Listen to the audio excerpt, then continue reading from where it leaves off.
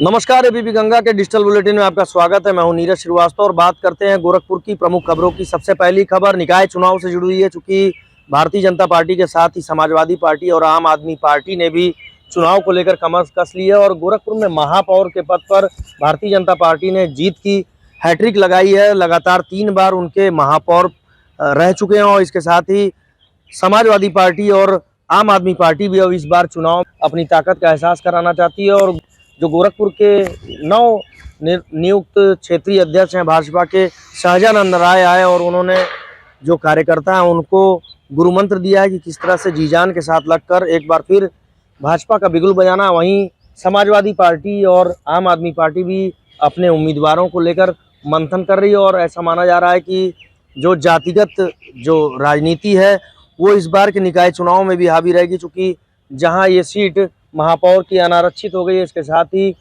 Bharatiya Janata party और Samajwadi party के साथ आम आदमी पार्टी भी प्रत्याशियों को लेकर मंथन कर रही है और ब्राह्मण, ठाकुर और कायस्थ के त्रिकोणीय जो पेच है उसको लेकर मंथन चल रहा है कि आखिर कौन प्रत्याशी चुना जाए। और महापौर के प्रत्याशियों के बीच में तीनों पार्टियां ही एक दूसरे को आजमाने के लिए इंतजार में लगी हैं।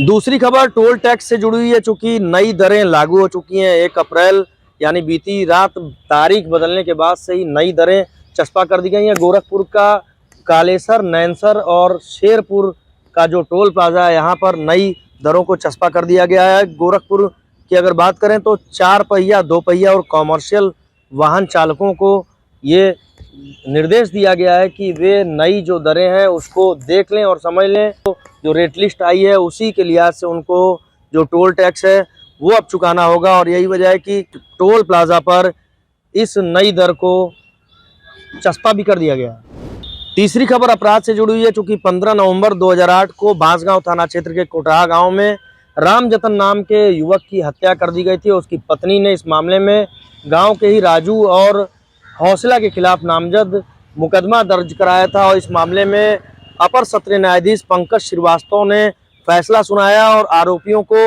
आजीवन कारावास के साथ ही जुर्माने की सजा भी दी है। तो इस मामले में जो वादी हैं यानी पीड़िता को काफ़ी वर्षों के बाद न्याय मिल पाया है और अब उन्होंने इस फैसले पर खुशी जताई है।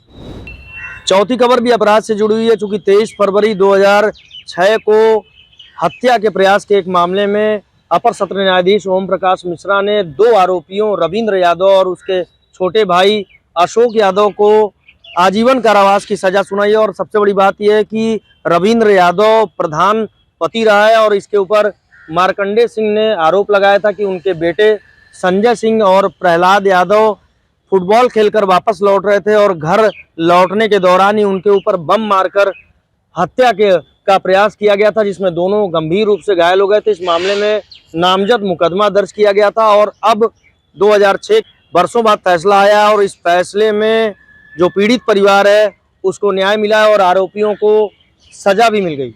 तो बने रहिए हमारे साथ और देखते रहिए एबीपी गंगा।